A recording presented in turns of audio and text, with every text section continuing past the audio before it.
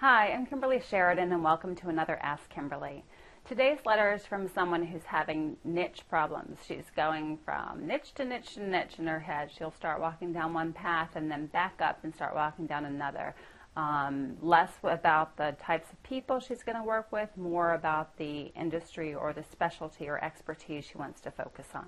So let's read her letter and see what we can learn. Dear Kimberly, in one of your training calls, I heard you talk about making a decision and saying that really making a decision means no turning back. This makes sense, but I'm having a really hard time deciding on what topic I want to coach people on. I do holistic health, parenting, and helping educators create businesses outside of academia. How can I choose between them? Anne. Okay, well, I actually had this problem too. I'd flip back and forth and back and forth and back and forth for so long before I finally picked a point of entry. So at the end of the day, you haven't made a decision. You know, when I talk about making a decision, that is a no turning back, decision. Like you're going to keep moving forward on that decision until you get there.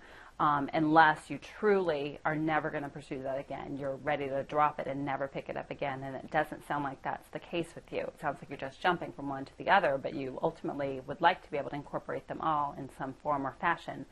So the first recommendation is you have to make a decision.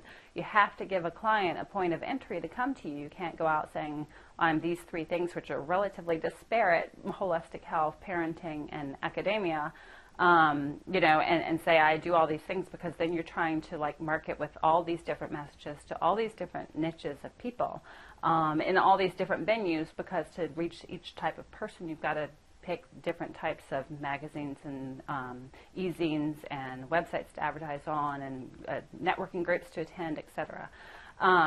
So what I'd say is the only thing you have to do right now in the next 5 minutes after this video is make a decision. Pick one. And the way you're going to pick one, and before I say that, let me say you need a point of entry for people. Ultimately, you might be able to incorporate some of these other topics in. So we're not saying goodbye to them forever.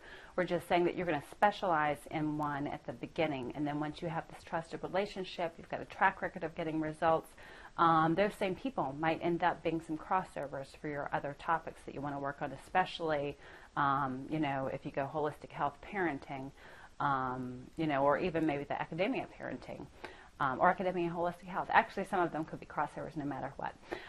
But what you're going to do now is pick one. You're going to pick one the next 5 minutes when you finish watching this video. And the way I ultimately got out of that cycle is to say, who do I want to work with? What kind of qualities does that person have? And that's why I ended up working with entrepreneurs, because I figured out that, wow, I'm really energized by people who are motivated, dynamic, want to make a change, in their life for the better, relatively optimistic. You're not going to find a lot of pessimistic business owners, because you really have to believe in yourself, to even get out there and do it in the first place. And obviously passionate, because business owners have a vision for something. They want to get out and do something different, not continue doing the same thing day after day. So they're sort of creative people. And that's what ultimately led me to make the decision to work with entrepreneurs. And then, after that, I can work with those same people. Then they're people. Once they like me, they're working with me, I get them results, they're people.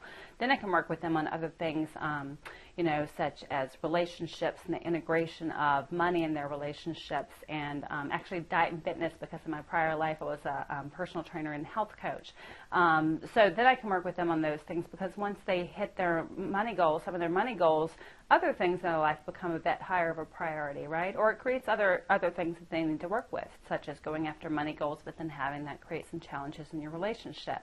So that's how it worked out for me. So again, finish watching the video, hit the stop button, choose in the next 5 minutes, and then go forward from there. Okay, Anne? I hope that helped you, and I hope it helps other people watching. Thanks for tuning in for another issue of Ask Kimberly. We'll see you next time.